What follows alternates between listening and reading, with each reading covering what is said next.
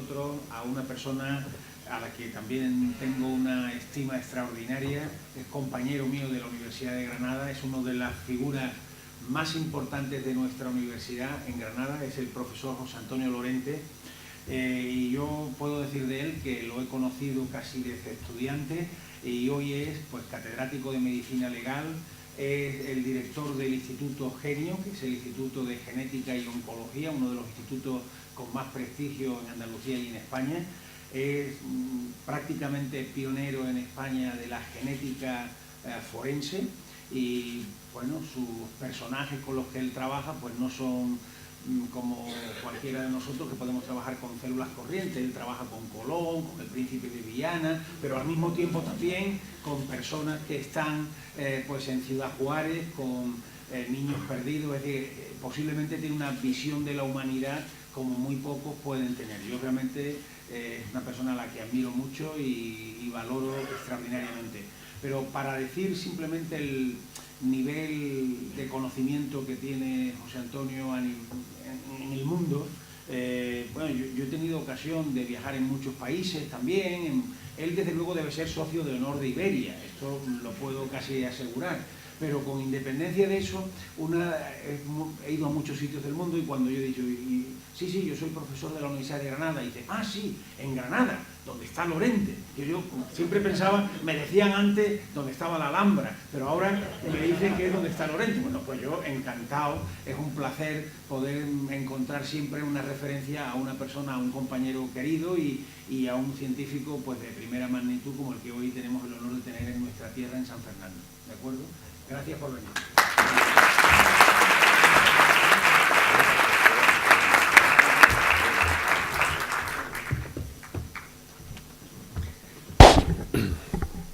Bien, muy buenas tardes.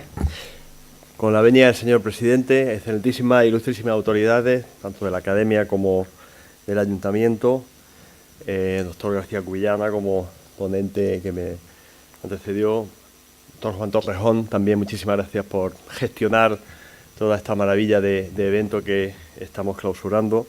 Y querido maestro, también ahora compañero, profesor Antonio Campos, ustedes yo creo que lo saben, pero si yo se lo repito, el profesor Antonio Campos sí que es un paradigma de hombre sabio, de hombre trabajador, de médico humanista. Y yo era estudiante estaba terminando segundo curso de medicina. Segundo curso, que hice hace ya muchísimo tiempo. Y entonces llega un joven catedrático que no tenía ni 30 años en aquella época, hiperactivo, como sigue siendo. No es un hombre sereno como aquí, como nuestro amigo Juan, porque que era el profesor Campos, que tuvo la gentileza de, al llegar a final de curso, que se incorporó como catedrático en la Universidad de Granada, año 1981, pero ya él dejó a otros profesores que estaban ya bajo su, digamos, en su departamento, bajo su cátedra, pero que nos habían dado clase todo el año, pues los dejó terminar de darnos las clases para no interrumpir él, pero tuvo la gentileza de venir a darnos 2 o 3 clases, primero para presentarse y luego pues por hablarnos de alguna de esas cosas, y nos dejó a todos impresionados. Luego otras personas tuvieron más suerte, entre ellas mi esposa, que está aquí, y mi hermano Miguel, también profesor de la Universidad de Granada, que sí tuvieron al año siguiente el primer año de docencia completa del profesor Antonio Campos, y que entonces todo el mundo quedamos prendados, y muchos en ese intento de imitarlo, de no parar y de estar siempre haciendo 50 cosas y pensando en 500 más, lo cual creo que es bueno para mantener la actividad, pues el profesor Antonio Campos es el maestro en el que muchos nos hemos fijado para este tipo de actividad, y por lo tanto estar aquí en su tierra para mí es un honor. No es la primera vez que ando por aquí en San Fernando, he tenido oportunidad de estar en otras ocasiones, hablando de otros temas, por cierto, y tendré que volver a ver cómo acaba esto de Miranda cuando acabemos del todo con todas las investigaciones. Yo les prometo que si me cursan la invitación y se llega a las conclusiones que se llegue en su momento cuando se acaben todos los estudios, pues yo creo que el lugar ideal de presentar los resultados que haya sobre el estudio genético de la identificación de Francisco de Miranda, pues qué mejor lugar que en San Fernando, que es el lugar donde él, bueno, pues falleció y donde se le enterró, y que es el último gran, digamos, paso en el camino de esa vida tan maravillosa que tuvo este personaje. Yo siempre pongo algún día tendré que pedir comisión al Patronato de Turismo de Granada, porque siempre pongo esta imagen un poco que, aunque aquí no hace mucha falta, porque todos lo conocemos de sobra, pero por cualquier lugar, esa imagen que mezcla pues, los tres grandes símbolos, o tres de los más grandes símbolos de la ciudad de Granada, su Sierra Nevada que la identifica, la Alhambra, y el escudo de la universidad, de nuestra universidad granadina. Hablar de Francisco de Miranda, yo voy evidentemente, ya que el doctor García Cubillana nos lo dejó muerto, pues bueno, vamos a ver, ya que no es que él lo matara, sino simplemente que lo dejó muerto, pues vamos a tratar a partir de ahí a ver qué es los avatares que se han pasado. Para cualquier cosa que yo diga o escriba de fechas y lo demás, yo tengo siempre una excusa. Yo soy médico, lo siento, no soy historiador, quiero decir, no es poco ser médico, yo me siento muy orgulloso de serlo, pero cualquier mínimo fallo de fechas, de conceptos de tal que yo pueda tener, pues recuerden que soy médico y que, bueno, tampoco intentaré evidentemente ser lo más exacto posible con los datos que a mí me han dicho, pero hay algunas cosas en las que yo no puedo tener opinión crítica porque no tengo esos conocimientos.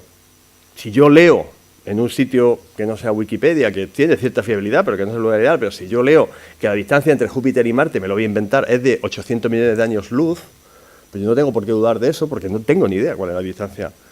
Si alguien me dice, no, ¿cómo dice usted que son 800 años? Son 8.000 millones de años luz, pues lo siento del alma, yo he leído, yo creía que eran 800.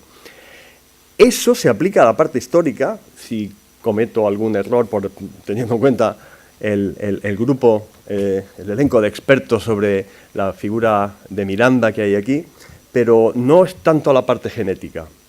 Y de hecho yo le voy a poner algunas fotos de las cosas que hemos hecho, de las que estamos haciendo. Les voy a hablar de en qué estado está la investigación que está en este momento desarrollándose y el por qué se está desarrollando ahora. Y les voy a poner otros dos ejemplos de las múltiples investigaciones que hemos estado haciendo, que desde hace muchos años estamos todavía tratando de terminar de hacerlas, porque hay unos límites muy importantes derivados del desarrollo tecnológico. Uno de esto del ADN, de tal y cual, y alguien puede pensar que con esto se puede hacer absolutamente todo, y esto no es así. Lamentablemente no es así, porque egoístamente, hombre, ya que conocemos tantos genes relacionados con las enfermedades, si de verdad supiésemos cómo estudiarlo y cómo trabajarlo, pues habría muchas enfermedades que estarían ya curadas o incluso, por lo menos, con un componente de prevención muy grande. Y no podemos hacerlo, porque una cosa es que tú tengas los instrumentos y otra es que seas capaz de conseguir el resultado adecuado. Yo personalmente puedo tener delante de mí todo lo necesario para hacer una paella, pero más allá de cocer el arroz no sabría hacer nada más. Entonces, en la ciencia también tenemos nuestras limitaciones. Tenemos instrumentos, tenemos cosas que podemos hacer, pero el cómo hay que hacerlas hay que ir aprendiéndolo poco a poco. De todas maneras, desde hace 2 años, escasamente 2 años, el año 2015 realmente, o sea, año y algo, en la ciencia, en la genética forense se ha producido una revolución enorme con la incorporación de lo que se llaman las tecnologías de nueva generación, Next Generation Sequencing, NGS, por si alguien que tenga un poco más de conocimiento, que quiera. Las siglas NGS obedecen a nuevas metodologías que sí que están siendo capaces de, a partir de una cantidad muy pequeña de ADN, conseguir muchos resultados. Porque cuando hablamos de identificación de personajes históricos, y yo les pondré el ejemplo de Cristóbal Colón, del cual estuve hablando aquí en San Fernando, ¿verdad?, hace unos años, o le pondré el ejemplo del Príncipe de Viana y de Doña Blanca, o lo que vamos a hacer a partir de ahora, que el otro día tuvimos ya la reunión de apertura del proyecto con Leonardo da Vinci, lo que vamos a intentar hacer con los restos de Leonardo da Vinci, con sus familiares, etcétera, es siempre lo mismo. Tomando una muestra muy pequeña, un fragmento muy pequeñito de un hueso de alguna de estas personas o personajes o de algún familiar, intentar obtener la máxima información posible. Y eso, cuando se trata de un hueso de 500 años o de 200 años, o incluso de 20 años, pero que ha estado conservado en malas condiciones, es difícil de hacer. Ustedes han visto en las fotografías, sobre todo esa muy bonita, se veía la última desde la avioneta, desde el aeroplano, del Arsenal de la Carraca, con los caños estos, que parte del cementerio se inundaba, o se podía inundar con marea alta, o como lo llamen aquí, porque eso tiene su nombre seguro. Entonces, ese agua pasaba e inundaba muchas de las tumbas. Y ese agua salada, si ustedes quieren, no le estoy dando pistas a nadie para que haga nada malo, pero si alguien quiere acabar con el ADN, por ejemplo, en un hueso, que lo metan agua salada. Nosotros, en nuestra universidad, en Granada, que tenemos un laboratorio realmente bueno, por la gente y por la experiencia que hay allí, hemos tenido huesos de personas que han fallecido en el estrecho, que luego han sido identificadas de otra manera, muchas veces incluso marineros que han caído en algún tipo de accidente y tal, se les identifica a lo mejor por las prendas de vestir, pero como no es seguro que puedan ser ellos, porque, bueno, pues dice, hágase ADN, y no sale nada de ADN. Dice, pero mire usted, si por todos los datos antropométricos, etcétera, estos huesos y esto, va a ser esta persona, además aparece en una zona donde las corrientes marinas, etcétera, es propio que esté el cadáver allí, y no sale ADN después de una persona que lleva en el agua 6 meses. Claro, porque lleva en el agua salada 6 meses. Y las sales se introducen dentro del hueso, se unen a todo el complejo histológico. Esto es histología pura, esto es lo de que me enseñaba el profesor Campos. Y cuando nosotros intentamos sacar el ADN de ese complejo, estamos sacando el ADN, sí, extrayendo el ADN, como se dice más técnicamente, pero ese ADN va con un montón de sustancias contaminantes químicas que impiden su posterior análisis. Entonces, esto es lo que está cambiando ahora mismo en este momento.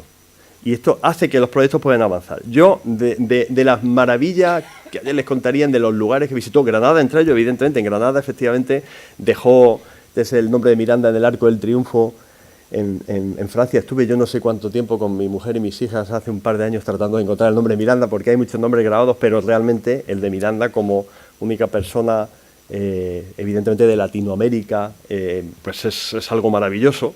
El poder tenerlo allí, la lápida que se levantó, todo esto seguro que ayer Juan lo puso, las famosas imágenes, etcétera.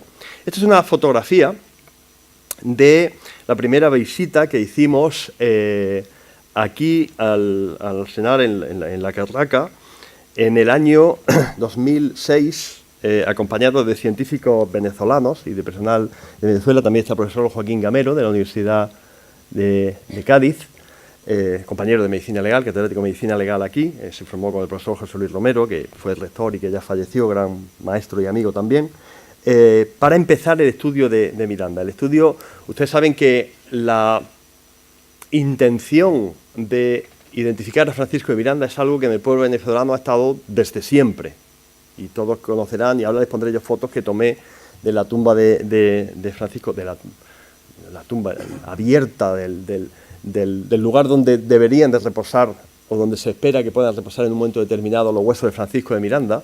Quiere decir que no es una obsesión reciente de este gobierno, esto ha estado desde hace muchísimo tiempo pendiente, y siempre había una limitación, y la limitación, independientemente de los estudios que el profesor Cesario Remón hizo aquí allá por los años 60, la limitación es que la identificación de unos huesos determinados sin tener un dato objetivo científico era muy difícil. Y evidentemente hasta que no se comenzaron a desarrollar las técnicas de análisis genético, evidentemente por medio del ADN, y hasta que no se pudo avanzar en ese camino, no se tomó la decisión de hacer un estudio completo, que es en el que estamos. Bien, desde la fotografía, foto de la Carraca, ¿qué tal? Esta fotografía me la cedió, me las envió muy amablemente el doctor García Cubillana hace unos días, para que fueron la primera exhumación que se hizo en el año 72, por el profesor Cesario Remón, que era el profesor de Medicina Legal aquí. La inhumación con una caja con una serie de restos pequeños de los que se estudiaron, y entre los cuales evidentemente podía estar los de Miranda. Estudios posteriores que se hicieron, esta fotografía también me la entregó la profesora. El gobierno venezolano contactó en el año 99, luego anteriormente habían hecho algunos contactos previos, pero con la profesora Catherine Hani de Lyon, para intentar hacer ya los primeros análisis de tipo genético, con ADN. Entonces son intentos históricos de hacer la identificación de Francisco de Miranda. Esta es una fotografía, evidentemente, de cuando ella estuvo por acá, pues revisando todos los huesos que había en esa caja común previamente clasificada por el profesor Cesario Remón. Pues a partir de ahí, pues, tratar de avanzar. Fotografías que ustedes conocen sobradamente sobre esta materia, algunas de ellas tomadas. Esto es en esa visita que hicimos. Esta fue otra posterior que hicimos en el año 2008 con una profesora, Adelaida Struck, de la Universidad de Caracas, una Universidad Central de Venezuela, la UCB, como le dicen ellos, un coronel Rubén Darío Gutiérrez del ejército del ejército venezolano, que era el agregado militar en aquella época de la Embajada de Venezuela en España, y un servidor, que se nota que han pasado 8 o 10 años, evidentemente. Pero bueno, aquí estamos. Restos óseos de los que se comenzaron a estudiar, pero después de los resultados que hubo con los estudios de la doctora Catherine Honey, esta que les he puesto anteriormente, que vino del año 98-99, donde no había claramente una identificación usando la genética, lo que se pensó es que los huesos que se podían haber preseleccionado previamente en los estudios del profesor Cesario Ramón podían no ser todos los huesos entre los cuales podían estar los de Miranda. Quiero decir, se hizo una selección y a lo mejor se hizo una selección basada en características antropológicas. Ya hemos visto que Miranda, según todas las descripciones, pues medía entre 1,78 y 1,80, lo cual evidentemente para la época era pues como ser ahora como el Pau Gasol este, me imagino, o sea, pues tener 20 o 30 centímetros más que una persona, medir 2 metros ahora, pues evidentemente esa persona llama la atención, él llamaba la atención. Entonces, claro, una persona alta, una persona larga, tiene huesos largos. Entonces, claro, el primer criterio en el que a mí me dicen, mire usted, hay un montón de huesos, usted me da muchos huesos. Y dice, identifique los huesos de una persona que mide 1,80. Pues yo cojo los huesos más largos comparados con los otros huesos que, como son de personas que miden menos, como media, pues van a ser más cortitos. Este es un criterio que a priori es el correcto de utilizar, pero a lo mejor se hizo el corte, se decidió estudiar solamente huesos que especialmente fueran muy largos. No siempre hay una correlación exacta, aunque sí que lo hay, pero no es siempre exacta entre la longitud del hueso y la altura de la persona, con lo cual se decidió ampliar el estudio genético a todos los huesos dentro de unas características que había en el osario, y entonces esto es lo que hicimos allá por el año 2008, donde se recogieron, fíjense que están, esto creo que es donde están los huesos, aquí dentro, y creo que lo que les mostraba anteriormente, estos son, que aquí donde están los huesos en ese osario común, que nos ha explicado el doctor García Cubillana, que se hizo después del traslado al cementerio, y estos son cajas de, me dijeron, como de munición, ¿no? Bueno, pues lógicamente en un ambiente militar, dice, bueno, lo cual implica que los trataron con respeto, porque lo mismo podía haber cogido todos los huesos, ya que tal, y haberlo metido en una bolsa de plástico, quiero decir, esto hace X años, o en una lona, o en un... Entonces, el poner esos huesos dentro de un objeto de especial solidez y que los protegiera es una señal de respeto, ¿de acuerdo? Entonces, ustedes vean, por ejemplo, ahí básicamente lo que hay son fémures, según veo yo, ¿vale? Pues, claro, un montón de huesos. Todo lo que había en el osario, en ese osario común de huesos que en su momento, cuando se hizo el traslado, no fueron retirados. Estos huesos, caracterizados previamente antropológicamente, son los que nosotros estamos estudiando y estamos todavía en proceso de estudio en la Universidad de Granada. ¿Por qué estamos todavía en proceso de estudio? Pues porque, aunque estos huesos se recogieron, fíjense, este llegó por primera vez a nuestras manos, primero pasaron por las manos antropológicas y después a las nuestras en el año 2008, cuando empezamos con los estudios no conseguíamos analizar el ADN. Y no se conseguía analizar el ADN porque la técnica de entonces, que es hace 8 años, o sea, tampoco hace tanto, pero no era la adecuada. Entonces había unas limitaciones que ya empiezan a no haberlas. Entonces, ¿qué es lo que pasa? Que como ahora esto se ha desarrollado exponencialmente, yo tengo la confianza de que a lo largo de los próximos, como mucho, 12 meses, aunque hay una fecha crítica maravillosa hubiera sido, que es el 14 de julio, que es cuando se celebra, si no me equivoco, el segundo centenario de la muerte de Miranda. Él murió el 14 de julio de 1816. Pero bueno, lo importante es hacer las cosas bien y luego veremos el por qué es importante hacer las cosas bien. Estas son fotografías tomadas del Panteón Nacional, está en la tumba de Simón Bolívar, Panteón Nacional en Caracas. Yo tuve la oportunidad de trabajar en el año 2010 en la exhumación de Simón Bolívar, que se hizo en aquel momento. Se hizo básicamente con una razón de conservación de los restos de Bolívar. Los restos de Bolívar, tal y como se habían enterrado dentro de ese panteón, de aquí, tal y como estaban enterrados, estaban degradándose, porque tenían una serie de sustancias contaminantes y un par de veces que se les estudió, estaban destruyéndose. Polvo eres, polvo serás. Con el paso del tiempo, cualquier material, salvo que tenga una conservación excepcional, pasa a destruirse totalmente. Pero se estaba acelerando en este caso, entonces se hizo una urna que tenía unas características, digamos, de aislamiento una urna de metacrilato que estaba totalmente, se hizo primero el vacío y luego se rellenó con una serie de gases inertes que impiden la proliferación microbiana, con lo cual retrasa la posible degradación por efecto de los microorganismos de los huesos, que eso es algo que evidentemente acontece. Se hizo eso y luego se hizo un estudio sobre las características de los restos de Miranda, se hizo la identificación evidentemente de los mismos, incluidas técnicas genéticas, aunque no había en principio dudas mayores sobre cuáles pudieran ser, o sobre si eran o no los restos de Miranda. Miranda falleció, se le hizo la autopsia, era el cadáver que se había hecho una autopsia, pero bueno, Bolívar falleció, se hizo la autopsia. Bien, decía Miranda, esto que también lo habrán visto, aquí está abierto el lugar donde deberían de estar los restos de Miranda, y esta frase que hay aquí, a mí me impresionó, yo la conocía de antes, me impresionó cuando la vi, esta fotografía la hice yo personalmente. Venezuela llora el dolor de no haber podido hallar los restos del general Miranda, que han quedado perdidos en la huesera común, o en la huesa común de la prisión en que expiró este gran mártir de la libertad americana, la República de Guadalajara, ¿de acuerdo? Esto, como ustedes están viendo, está fechado en el año 1895, es decir, ya desde antes, porque si se escribió en 1895 significa que había un sentimiento previo. El pueblo venezolano tiene en la figura de Miranda una referencia, el pueblo venezolano y la historia. Yo comentaba antes con Juan Torrejón, con el profesor Campos, con el doctor García Cubillana, y digo, es la figura de Miranda, que es increíble que sea tan desconocida, y yo era el primer gran desconocedor de la figura de Miranda. Yo había alguna vez leído algo, pero cuando uno conoce la biografía de este hombre y lo que hizo, que ustedes ya lo sabían probablemente, pero que ayer lo vieron con mayor profundidad, en aquella época, en los hechos históricos en los que participó, sus memorias, el archivo, dice, bueno, ¿cómo es posible que una figura como esa haya pasado por la historia, esté ahí con datos objetivos y no sea un referente que se estudia sistemáticamente, pues como ejemplo de como decía el profesor Campos, de cambio del personaje del siglo XVIII al XIX y como precursor de tantísimas otras cosas, como una persona con aspiraciones, también con sus problemas y con sus defectos, pero un ilustrado, un soñador.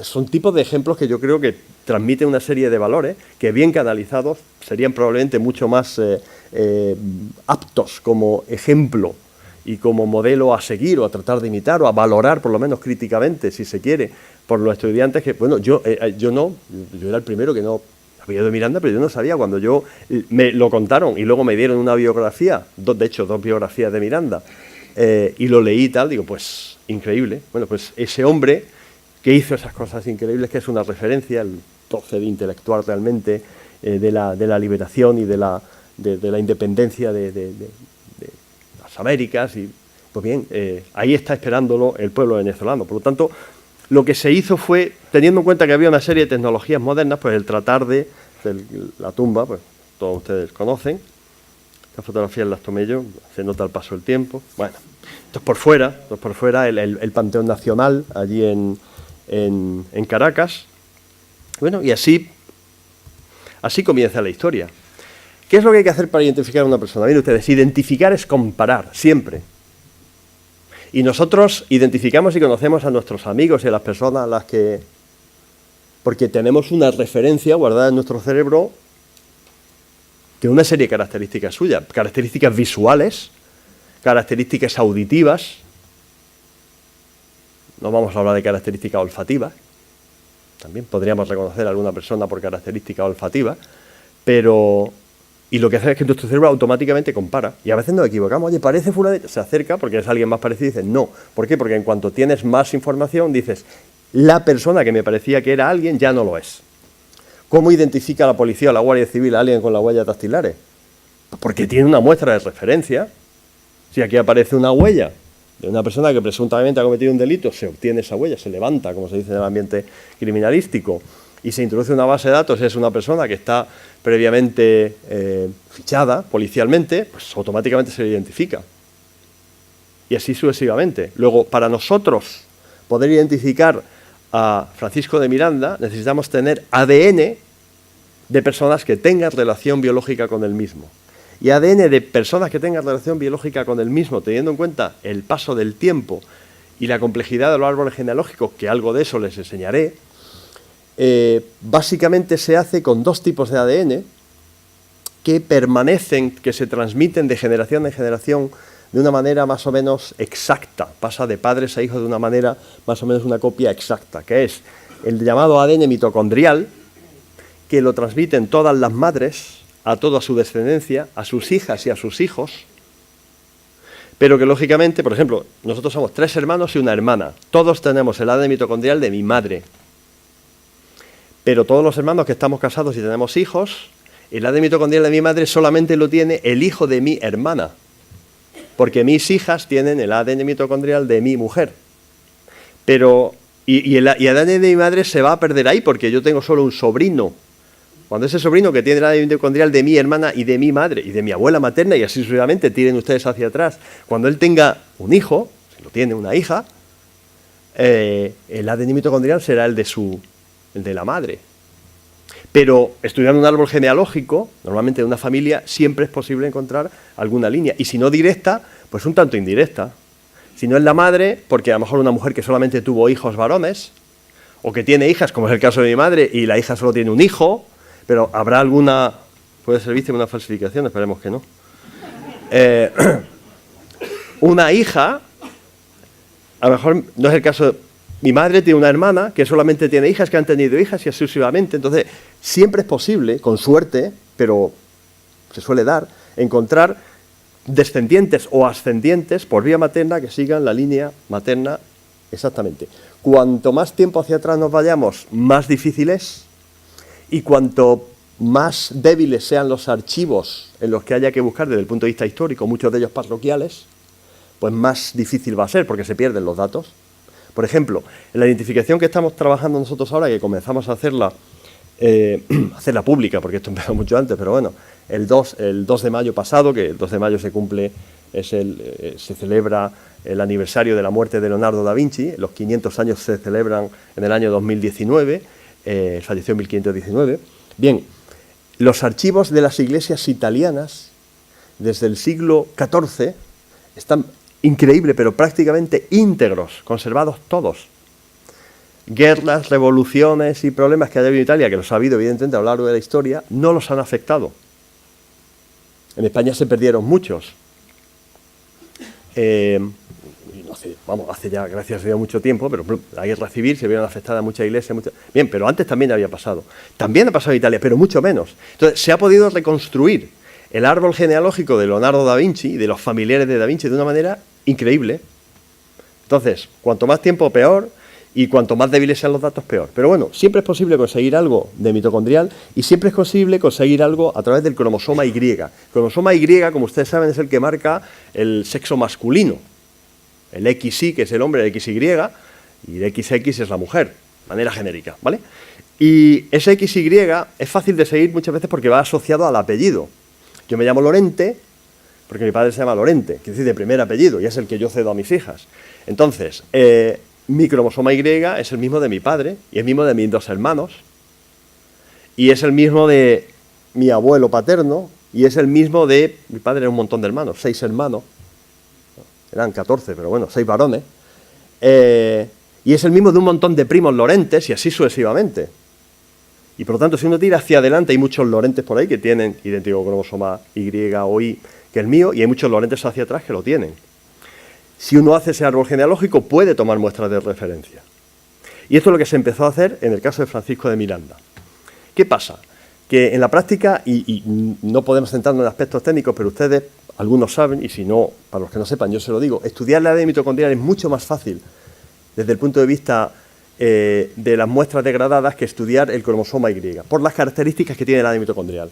Siempre que hablamos de huesos decimos, bueno, ¿qué muestras de referencia tenemos de ADN mitocondrial? Porque técnicamente es más fácil de estudiarlo. Y empezamos a estudiar ADN mitocondrial. Empezamos a estudiar ADN mitocondrial de familiares, se hicieron lógicamente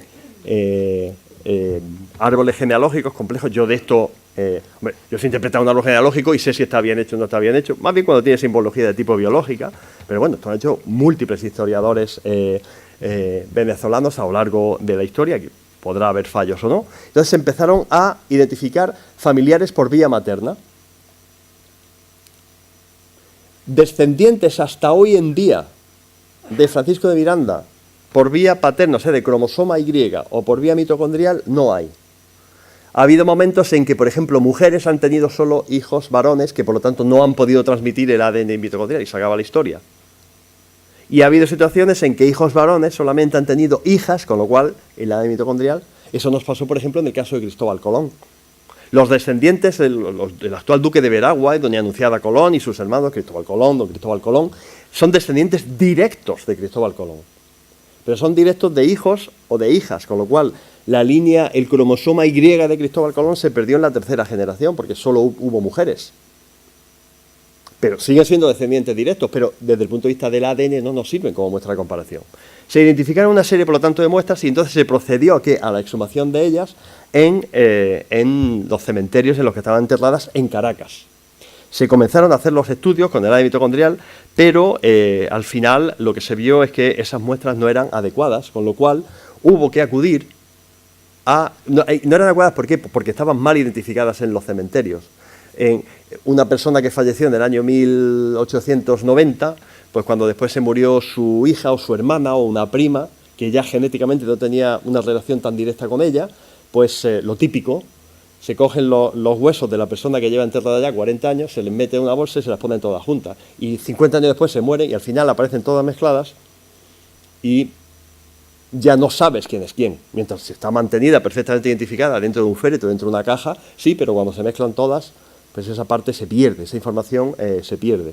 Con lo cual tuvimos que cambiar hacia una segunda muestra de referencia que es mucho más directa en este caso, que es el hijo de Francisco de Miranda, Leandro Miranda, que anteriormente fue mencionado, que sí está enterrado en París, en un cementerio, y que se procedió a la exhumación. Con el hijo de Miranda nosotros podemos hacer, y es en lo que estamos trabajando ahora, identificaciones a través del cromosoma Y, porque es el de Francisco de Miranda, lo cede el padre, y también podemos ver la mitad de los cromosomas de esa persona, lo que llamamos ADN autosómico. La mitad del ADN autosómico que tiene una persona, la mitad de los cromosomas son de nuestro padre y la otra mitad de nuestra madre.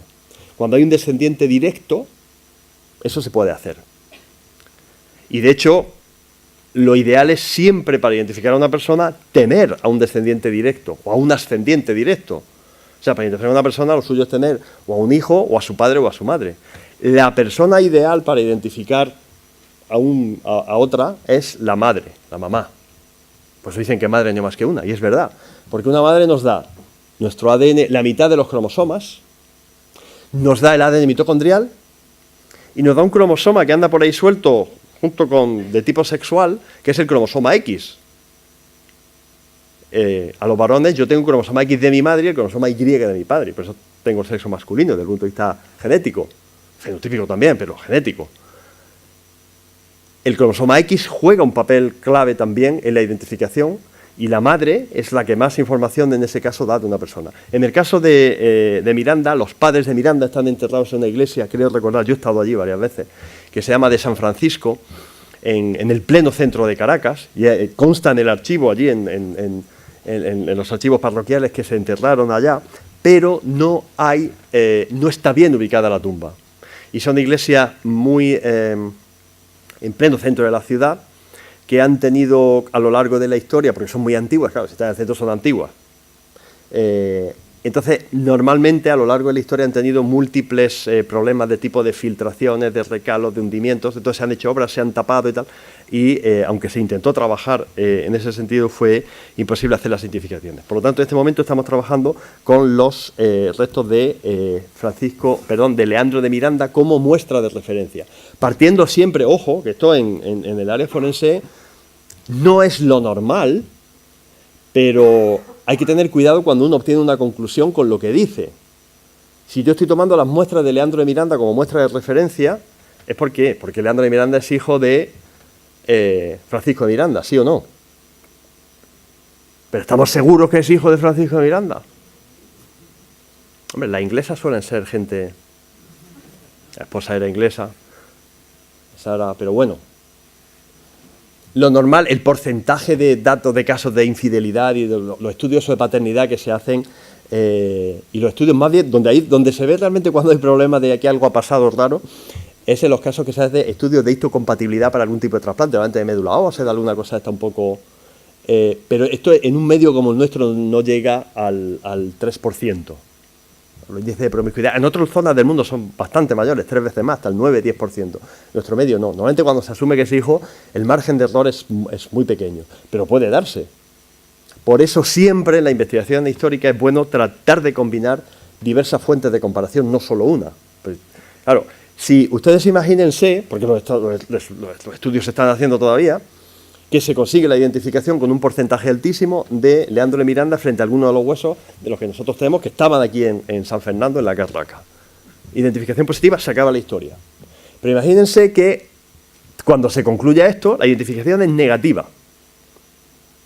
O sea, se dice, no se ha encontrado un ADN entre los huesos idéntico en el cromosoma Y, por ejemplo, al de Leandro de Miranda, hijo de Francisco Miranda. Por lo tanto, ninguno de estos huesos es de Francisco de Miranda.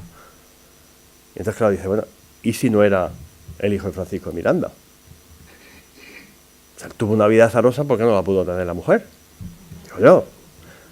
Bueno, más aparte, hay que tener mucho cuidado con las conclusiones. Por eso siempre los resultados positivos son mucho más concluyentes y por eso, para evitar los resultados negativos, y de hecho se sigue trabajando en buscar muestras de referencia por vía mitocondrial, lo que hay que tener es varias muestras para comparar y hacer reconstruir el puzzle completo, no que parezca que, sino reconstruir el puzzle completo, en caso de identificación negativa. Los instrumentos con los que cuenta la genética forense, como les decía, hoy en día son el ADN autosómico, que son los 22 cromosomas, que son la mitad del padre y de la madre, el ADN de tipo, vamos a llamarlos los cromosomas sexuales, que uno, la mitad también, uno es del padre y otro es de la madre. En el caso del varón es muy importante el cromosoma Y. Es importante porque al ir por vía paterna va ligado al apellido, con lo cual es muy fácil de seguir luego en cualquier tipo de archivo de estudio. Porque claro, busca Lorente, claro, si vas buscando por la mujer, como cambia, se puede hacer evidentemente si los archivos están bien conservados, pero a veces es más difícil de hacerlo. El cromosoma X, que tiene su valor, evidentemente, porque a mí me puede identificar por el cromosoma X de mi madre. Yo tengo un cromosoma X que es idéntico a uno de los cromosomas X de mi madre, se me puede identificar por ahí. Y el ADN mitocondrial, que insisto, lo tenemos todos, pero es idéntico al de nuestra madre, y es mucho más fácil de estudiar en huesos antiguos, porque es un ADN mucho más pequeñito, con lo cual se conserva mejor a lo largo del tiempo, tiene muchas más copias y es el más fácil de estudiar. Con todo eso se está trabajando en este momento, pero en el caso de Miranda, en esta fase estamos centrados en el cromosoma Y y en el ADN autosómico, porque es comparación con el hijo, con Leandro, con el hijo varón de Miranda. ¿Qué es lo que se está haciendo? Pues mire usted, el análisis de un hueso, sobre todo cuando es un hueso antiguo, es complejo, y es complejo porque necesita, en unas condiciones de esterilidad casi absoluta, no quirúrgica, pero casi, pues una limpieza externa del hueso, necesita el romper estos fragmentos de hueso que son pequeñitos, puede tener el tamaño de una habichuela, de un haba verde, ahora que es época de habas, bueno, quiere decir que no son muy grandes, como mucho 1,5 por 1,5 centímetros, y eso al final se pulveriza. Luego, primera noticia importante también, cuando se hace ADN, hay que hacer antes un estudio antropológico exacto, porque cuando a mí me mandan un hueso, nosotros no usamos el hueso entero de pronto, pero fragmento que cortamos y tal, al final acaba literalmente hecho polvo. Y de ese polvo se puede intentar sacar ADN, pero no otra información. Quiero decir, si eso no ha sido estudiado previamente a fondo por los antropólogos, estamos perdiendo una información muy importante. Y eso, claro, nosotros lo sabemos, los que trabajamos en todo esto, y siempre trabajamos en equipos de antropólogos, en este caso con antropólogos de Venezuela, con antropólogos también de España, para hacer primero el estudio antropológico y luego el estudio genético.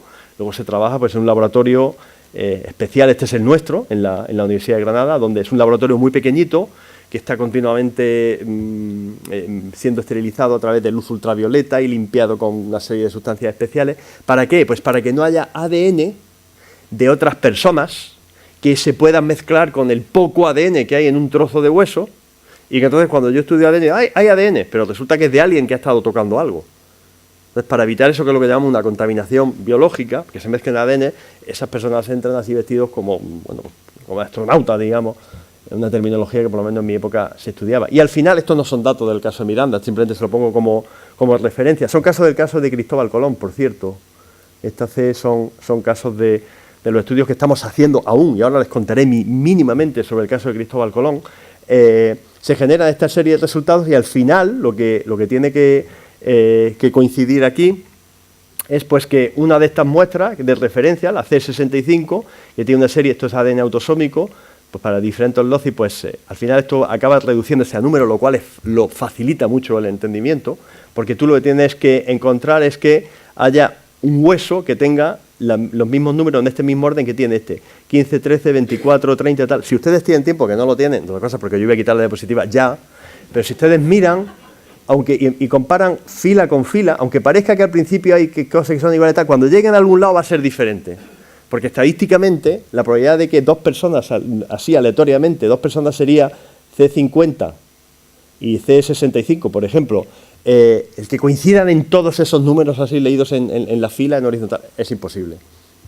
Estadísticamente hablando es imposible. Es decir, entonces, y esa es la maravilla de la identificación, ¿de acuerdo? Y esto luego se reúne o se clasifica en grupos, por ejemplo, esto en el caso de haplotipos del cromosoma Y, del caso de Cristóbal Colón, del cual yo les voy a hablar ahora porque está, para luego hacer un resumen de cómo está con Miranda. Pero yo quiero tomar dos casos paradigmáticos porque, claro, una de las cosas muy importantes, sobre todo para decirle aquí en San Fernando, es la siguiente. Nosotros nos llevamos unos huesos, los hemos estado estudiando y estamos todavía estudiando. Entonces dice la gente, bueno, ¿y cómo se está estudiando todavía? Si la ciencia avanza tan maravillosamente y tal, pues mire, avanza en unos aspectos y en otros tarda más tiempo.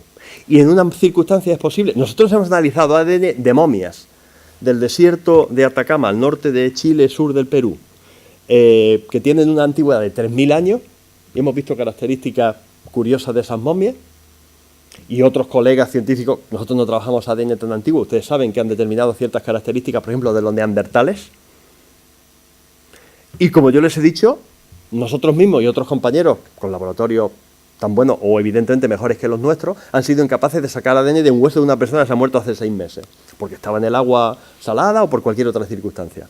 Entonces, no sé, igual que en medicina, dos personas con el mismo diagnóstico, a lo mejor una evoluciona bien y la otra mal. A uno se le quita la gripe o el problema que tenga a los 5 días y el otro se tira un mes que no se puede mover.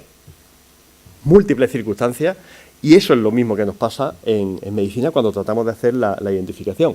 Ustedes saben que sobre Cristóbal Colón, cuando nosotros empezamos a trabajar en esto, y recuerden, aquí sí puedo decir que yo soy médico, que a mí son cosas que me dicen y yo coordino un equipo de científicos, sobre Cristóbal Colón, marinero de origen italiano, genovés y tal, yo soy lo que estudié, por lo tanto es lo que yo creo que es. Pero hay historiadores con una serie de argumentos, algunos de ellos muy sólidos, que dicen que, bueno, que eso de origen genovés, que no está totalmente demostrado, que hay una serie de documentos, pero que puede ser de origen español en cuanto a que sea catalán, en cuanto a que sea mallorquín, en cuanto a que sea gallego, otros dicen que es portugués, y luego hay teorías que era extraterrestre o que es polaco, o no sé qué. Bueno, mira, todas las que ustedes quieran. Pero escrita en libro, no que alguien lo haya, no un Twitter de esto, no, escrita en libro. Bien, nosotros lo que estamos tratando de utilizar la ciencia para saber algo de ese tema. La primera fase del proyecto la concluimos. Los huesos que hay en Sevilla, que no está el esqueleto completo de una persona, luego puede haber en otro lado, pero lo que hay en Sevilla sí es Cristóbal Colón. Ahora, desde el principio del proyecto, que empezamos en el año 2003, hace 13 años, por cierto, creo que fue el 3 de junio del 2013 cuando hicimos la exhumación de la Catedral de Sevilla, o sea, haría hoy 13 años, hace hoy 13 años, una segunda parte del proyecto era autentificar esos restos y tratar de ver algo de los orígenes de Cristóbal Colón. Y en ello estamos todavía. Cristóbal Colón tiene 2 tumbas oficiales, esta de acá, que es en el Faro de las Américas, en República Dominicana, y la que tiene la Catedral de Sevilla. Y esta conferencia yo la di aquí en San Fernando, pero alguien estuvo, porque lo estoy viendo a alguien, pero bueno, pero estos son los huesos que hay de Cristóbal Colón en la Catedral de Sevilla, porque habrá algunos que no lo hayan visto. Son fragmentos de huesos pequeños, ahí no están los huesos, esto tiene 13 años y se nota mucho más la fotografía. Voy a pasarlo porque es como un insulto. Bien, esto es cuando estuvieron en la facultad de...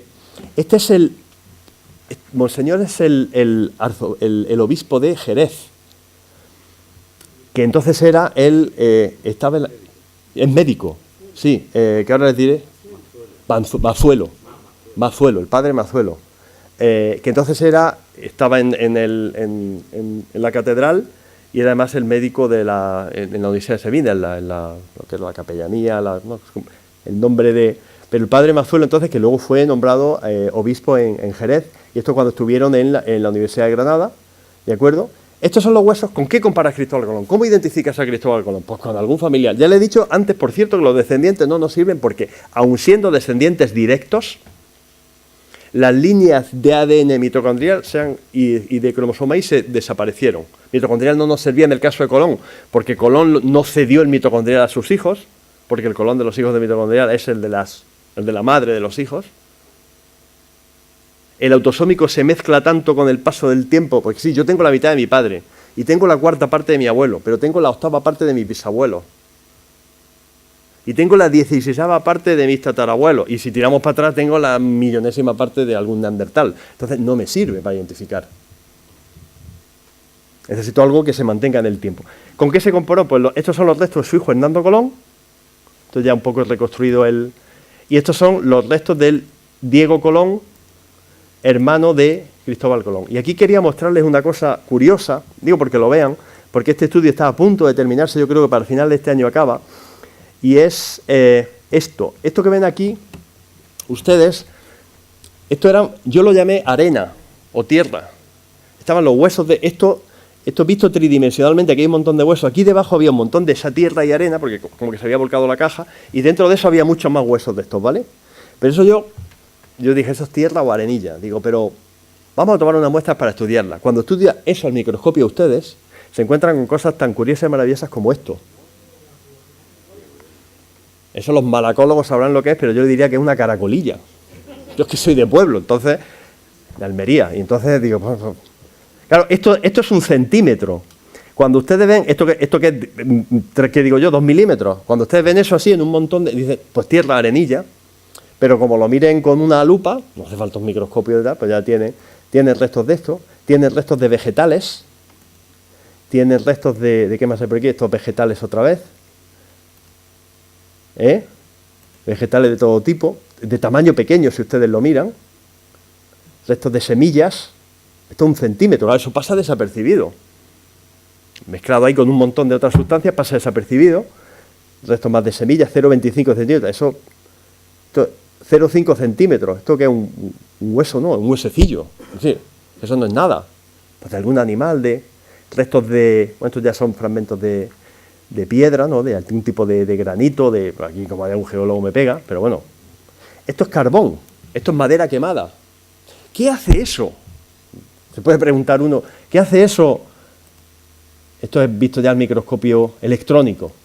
¿Qué hace eso con los huesos de Colón? Pues, ¿qué hace eso con los huesos de Colón? Pues, lo que hace es que Colón, que estuvo enterrado en diferentes tumbas desde Valladolid, luego ahí en la Cartuja, luego en la Catedral en Santo Domingo, y ya a partir de ahí no salió de la caja en lo que ustedes lo han visto. En esa caja se llevó de Santo Domingo a Cuba, y de Cuba volvió a la Catedral de Sevilla, porque ya estaba construida y volvió directamente a la Catedral. Pero tanto en la isla de la Cartuja como en Santo Domingo, en la Catedral de Santo Domingo, cuando Cristóbal Colón, que estaba enterrado en una tumba en el suelo, dijeron de escoger sus huesos, o parte de sus huesos, pero en fin, sus huesos, para meterlos en una caja y llevarlos a no sé dónde, los huesos estaban ya, y las cajas estaban rotas, destrozadas, pulverizadas. Entonces, cogen los huesos y barrían todo lo que había. Y al barrer se llevan, pues todas esas otras sustancias que no tienen nada que ver con un cuerpo y se llevan, pues, ¿de qué puede haber ahí restos de... Hombre, un huesecillo, pues de algún animal que anduviese por allí, que entrase dentro, ya está identificado. Yo pasa que no sé exactamente lo que es todavía, pero está todo casi identificado. Está a punto de publicarse a final de este año. Fragmentos ¿qué les digo yo? De semillas. Pues a lo mejor la arena o el tipo de tierra con el que hicieron el yeso o el cemento, o lo que usasen en aquel momento, la brea, para construir la tumba, pues tenía esos restos de cosas. Claro, si uno analiza al microscopio cualquier tipo de, incluso la arena con la que pueda estar construidos los cimientos de esto, pues se va a encontrar cosas curiosísimas. Y dice, bueno, ¿y qué hacían en la arena del auditorio ese tan bonito de San Fernando de hace 4 siglos? Unos restos de no sé qué. Pues mire usted, porque se cayó un trozo de un tapón de una botella de Coca-Cola. Y lo encuentran dentro de 400 años, hecho pedacitos dentro del cemento que están los cimientos de esta cosa. Bien, eso es lo que pasa. Entonces, ese caso de Colón es paradigmático porque nosotros estamos esperando todavía desde hace 13 años para tener resultados y estoy terminando ya, por la hora. Con el caso del príncipe de Viana, esa fue una de nuestras primeras intentaban identificar a doña Blanca de Navarra, que apareció unos huesos que podían ser suyos en la iglesia de Santa María de Nieva, en la provincia de Segovia, y se nos pidió por parte del gobierno foral de Navarra en el año 94 que identificásemos si esos huesos eran de doña Blanca de Navarra. Fue el primer gran caso histórico en el que intervinimos nosotros como Universidad de Granada y dijimos, perfecto, si esos son los huesos de doña Blanca, ¿con quién los comparamos? Y dice, hombre, con los huesos del príncipe de Viana, don Carlos de Bre, que es el hijo de doña Blanca de Navarra. Ah, perfecto, ¿dónde está don Carlos de Viana? Pues don Carlos de Viana está enterrado en el monasterio, está en la tumba de doña Blanca de Navarra, en el monasterio, ¿esto qué dice? ¿Que no se puede abrir? Bueno, no lo abrimos. Aquí. El príncipe de Viana está enterrado en el monasterio de Poblet. Fuimos al monasterio de Poblet, después de las gestiones adecuadas por parte del gobierno de Navarra, y cuando fuimos a extraer el príncipe de Viana, resulta que en el féretro donde estaba enterrado el príncipe de Viana había, sitio maravilloso, alguno de ustedes habrá estado por allá, en Poblet, que era un panteón de enterramiento de personas ilustres de la nobleza y tal, pues en el resto del príncipe de Viana había huesos que ya se veían de más de una persona, porque el monasterio de Poblet fue saqueado a lo largo de la historia en varias ocasiones y en una última ocasión todos los huesos se llevaron a la catedral de Tarragona y allí estuvieron hasta el año 1931 o 32 o por ahí, y en esa época se identificaron más o menos y se volvieron a Poblet. Pero la identificación que hicieron mis queridos compañeros médicos forenses de la época fue un poco así a ojo. Y les sobraban algunos huesos y los metieron literalmente con el príncipe de Viana, porque por ejemplo, una persona, por muy grande que sea, muchas habilidades que tenga, no tiene 3 fémures, porque no tiene 3 piernas. ¿No? Ni tiene... Había 2 zonas de la columna lumbar, la parte más baja de la espalda, había 2 columnas lumbares en estos restos del príncipe de Viana. Y eso no es una espina bífida. Una espina bífida es otra cosa. ¿Qué es lo que pasa? Entonces ya empezamos a sospechar que esos huesos con los que había que comparar pudiesen no ser los del príncipe de Viana. Hicimos el estudio y llegamos a la conclusión de que no se pudo identificar, año 95, de que no pudimos identificar a doña Blanca de Navarra porque las muestras que habíamos tomado del príncipe de Viana, que eran varios huesos, las estudiamos todas y ninguna coincidía. Y este es el típico caso de, ¿aquí qué pasa? Porque puede ser doña Blanca, pero puede ser que los huesos del príncipe de Viana, ninguno de los huesos que tomamos de eso fuese el príncipe de Viana. Puede ser que alguno de esos huesos fuese el príncipe de Viana, pero la otra no sea doña Blanca. Y ya la desgracia del mundo mundial sería que no fuese ni doña Blanca ni el príncipe de Viana. Bien, esa conclusión, esos estudios se repitieron, nosotros lo hicimos en el año 95, y estos estudios se repitieron, aquí que pone 2000, ¿qué? 8, que no lo veo bien, no pregunto por 2008. Estos estudios se repitieron en el año 2007, por otro, nosotros también participamos, pero como habíamos trabajado antes dijimos que lo hagan los otros. Y los otros investigadores lo que concluyeron es esto que ustedes están leyendo aquí. Los resultados mostraron la divergencia genética del príncipe de Viana, conclusión a la que ya ha llegado el equipo de Lorente. Eso pone ahí. Esto para mí es muy importante y es clave y es algo que yo siempre transmito. Cuando nosotros hacemos algo bien, o se hace bien o no se hace. Si no se dispone de toda la tecnología y de las máximas garantías de que las cosas se van a hacer bien, no se hacen. Ustedes imagínense que ese grupo independiente hubiese llegado a otras conclusiones. ¿Dónde queda? No Lorente que... Hombre, también. Pero ¿dónde queda la Universidad de Granada? ¿Dónde queda la fiabilidad de la ciencia? Estos se van inventando cada uno un dato. Es muy importante el hacer las cosas de manera adecuada y que cuando se llegue a una conclusión, se llegue a la conclusión adecuada, sea la que sea. Esto costó muchísimo a las autoridades del gobierno de Navarra, menos mal que eran y siguen siendo evidentemente gente sensata, y a las autoridades catalanas les costó mucho trabajo en el año 95 digerir nuestras conclusiones. ¿Cómo que el príncipe de Viana? ¿Cómo que doña Blanca? Comiendo. El ADN demuestra que no hay una relación madre-hijo.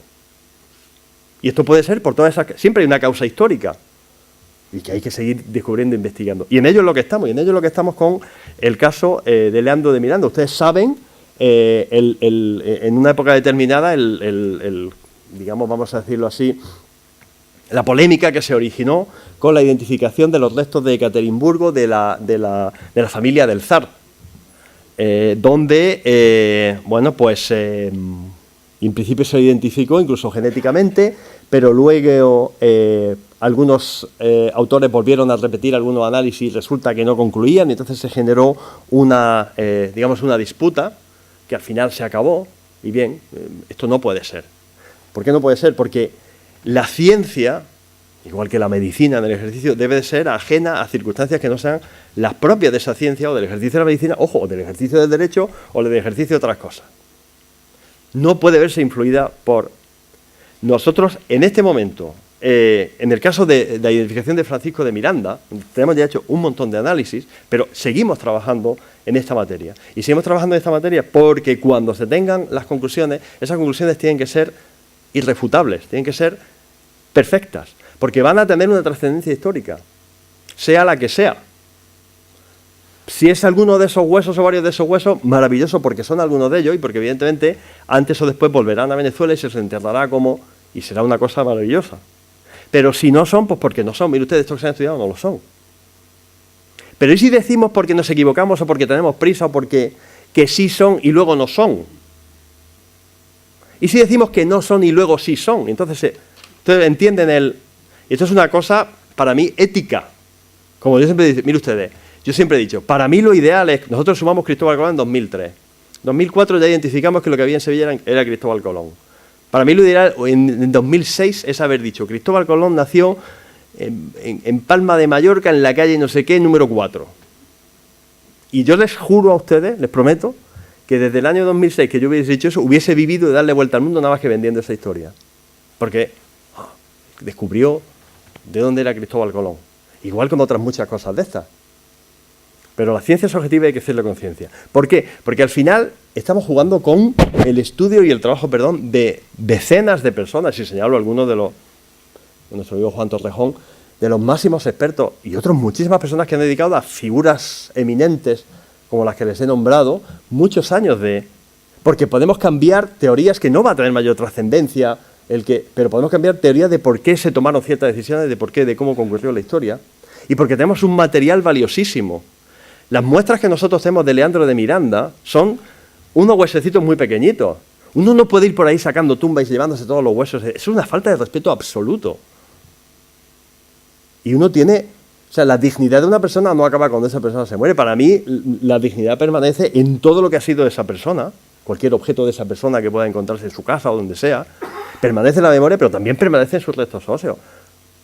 Y hay que tratarlos con cuidado. Yo no puedo ponerme a hacer análisis a ver si sale algo. Primero porque no tengo material suficiente y segundo porque estoy malgastando algo que es parte del cuerpo de una persona que en su momento tuvo una vida y tuvo una... Y este es el contexto tan bonito en el que nos movemos, pero con esas expectativas maravillosas que yo le estoy diciendo, nosotros tenemos ya esta tecnología que en este momento yo creo que no haya más de 10 laboratorios en todo el mundo que dispongan de ella. Nosotros por suerte, sino simplemente por suerte, disponemos de esta tecnología de análisis de nueva secuenciación en el área forense y estamos comenzando a trabajar intensamente en ella. Esta tecnología tiene escasamente 1 año y medio, como les he dicho al principio, y yo espero que a lo largo de los 6-12 próximos meses podamos tener resultados concluyentes, los que sean, porque ahí esos resultados dentro de 40 años lo hará alguien y seguirán siendo los mismos, porque eso no va a cambiar. Y esa es la parte bonita. Y si me lo permiten, y aquí les lanzo el guante, en su momento, cuando esas conclusiones estén, independiente me imagino que lógicamente se harán públicas, teniendo en cuenta que esto es un proyecto básicamente capitalizado en el sentido de que la cabeza, el caput, es el gobierno de Venezuela, pero independientemente de que unos resultados iniciales se presenten en Venezuela, el poder hacer una presentación aquí en España, aquí en San Fernando, porque es el lugar donde Francisco de Miranda estuvo o ha estado descansando sus restos mortales durante los últimos 200 años. Quedamos emplazados hacia ese momento y mientras tanto, pues muchísimas gracias.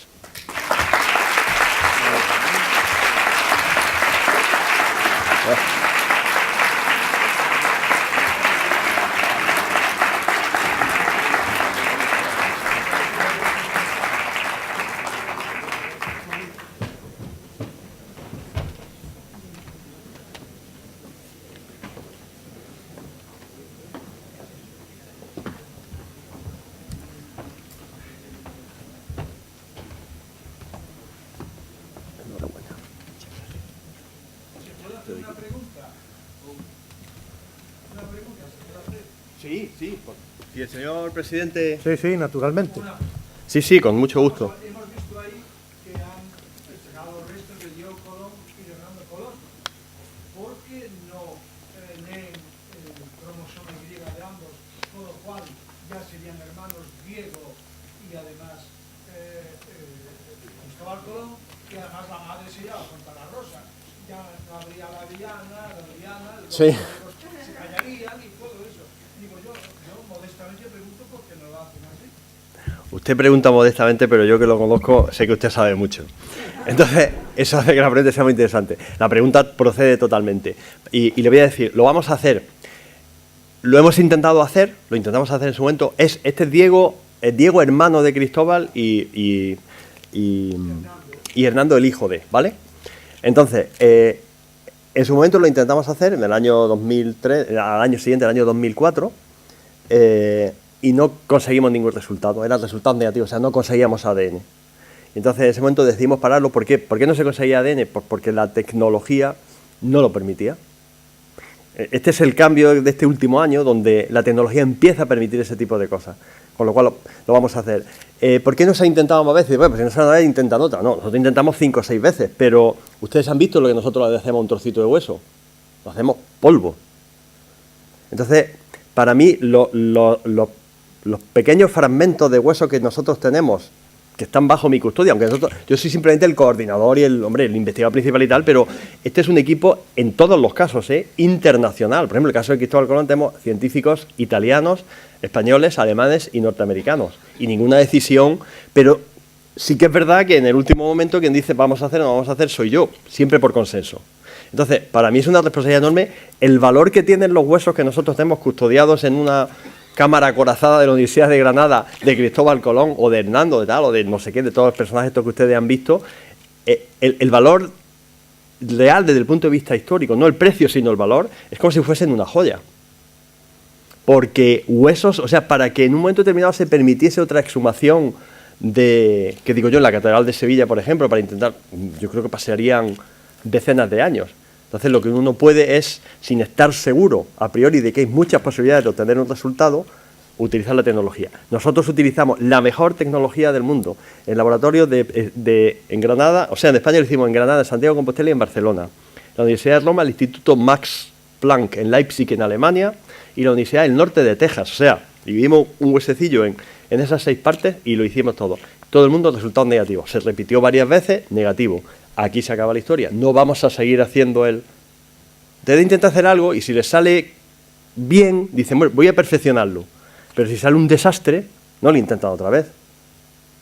Es decir, intentar hacer un plato para cocinar complejo o intentar armar un mueble de Ikea que sea un poquillo difícil, pues si la primera más o menos se queda solamente la puerta que no cierra bien, dice, bueno, voy a intentarlo. Pero si le pasa como a mí que no, pues mira, mi mujer lo hace muy bien. ¿Vale? Si hay alguna otra pregunta, yo con todo el gusto del mundo. O si no, después. ¿Hay alguna pregunta? Ruego a los doctores Torrejón, Lobato, Campos, que suban al estrado. García Cubillana.